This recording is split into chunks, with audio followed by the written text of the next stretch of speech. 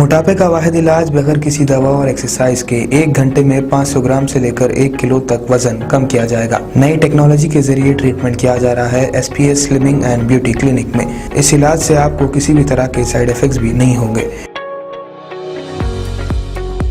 Colour improvement, pimples और dark circles के लिए भी आप आ सकते हैं SPS slimming and beauty clinic, Hyderabad, Abids beside Agarwala sweet house. Screen पर दिए गए नंबर्स पर कॉन्टैक्ट करें।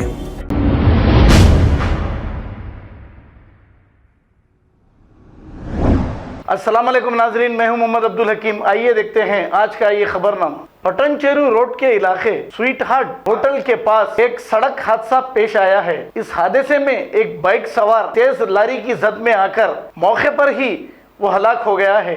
पुलिस ने केस दर्ज करके तहकीकात का आगाज किया है। आइए देखते हैं ये रिपोर्ट।